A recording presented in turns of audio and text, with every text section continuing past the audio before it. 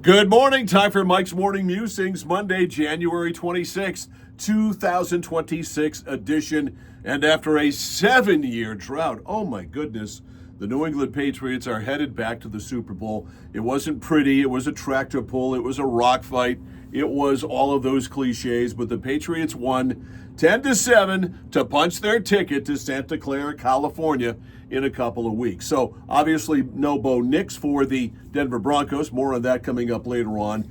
And the weather dictated so much here. The weather was actually pretty nice when the game started, but within an hour and a half, 2 hours later, it went from being sunny and okay to blizzard-like conditions. That obviously dictated changes in how you were going to call this game. And so the Patriots used a real asset for them all year long, and one of the reasons why Drake May is in the running for the MVP, his legs. So the Patriots get a break. Jarrett Stidham with a stupid play that almost turned into a touchdown on that play, ruled a lateral, but because of a whistle, the play was stopped, and so the Patriots had to score. So what did they do? They used Drake May's legs. Outside of Diggs, outside of Henry to the left. Stevenson to the right of May, takes the step. Stanton, quarterback draw, cuts the five, across the goal line right. Touchdown, Patriots! Bob Sosey and Scott Zolak, who I absolutely cannot stand, but Zolak was on it right there. He saw what was coming. He saw and called the quarterback draw before it happened. So that tied the game up at 7. Andy Borregales got a field goal through in the second half to make it 10-7. Patriots nursing that 10-7 lead. Defense played superb football all game long, holding the Broncos to 181 yards of total offense. They get the ball back, and with 1:57 to go, this bootleg by May won the game. Oh, here he goes. He can try to beat him with his legs. His house runs after him, and May got there.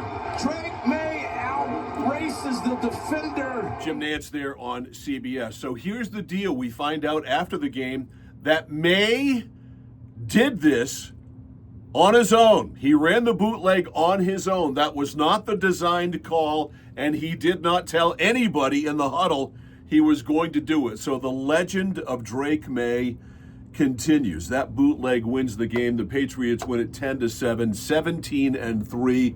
So Mike Vrabel ties George Seifert of the 49ers in winning the most games in his first year, 17. The only coaches who have gone 17-3 in their first year. Seifert went on to win the Super Bowl.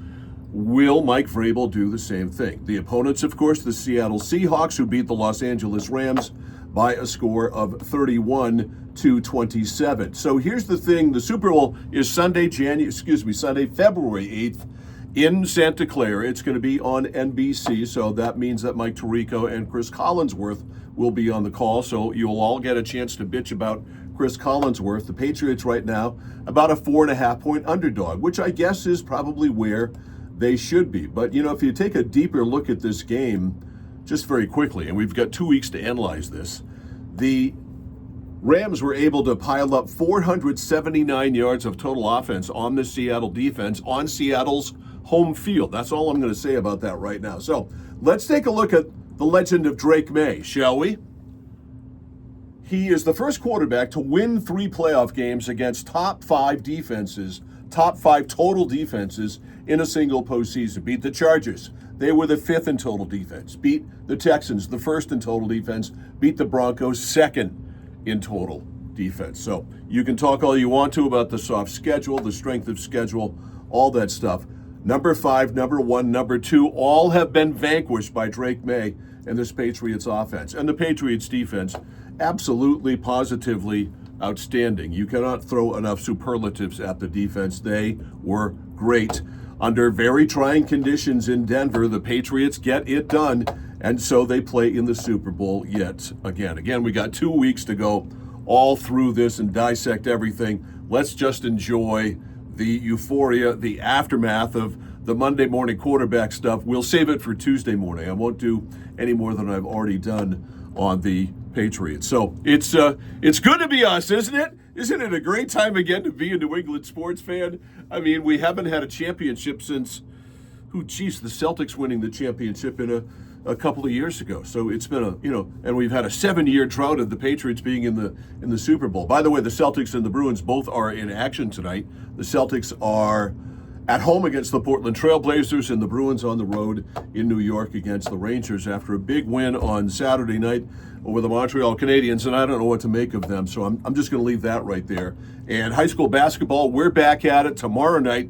Get a look at the Skowhegan boys. Isaac Witham, the new coach, they're doing a pretty good job. That team is in the hunt. Hamden Academy, tough opponent tomorrow night, 6:30. That's on the Scores YouTube channel at Central Maine Sports. Lots to get to here. We'll do it in the next 2 weeks. Let's enjoy right now with this big snowfall and nothing to do really. Let's take it all in. I'm actually going to go back and watch this game again today, even though it was ugly and a tractor pull. And there is something we'll talk about tomorrow on Mike's Morning Musings, and that's a tweet that I saw yesterday from Coney football coach B.L. Lippert about playing conditions, about would you rather play in the snow yesterday of Denver or the much more pristine conditions that they played in Seattle. We'll get to that tomorrow. Have a great day. Let's enjoy this. Go Pats! LFJ!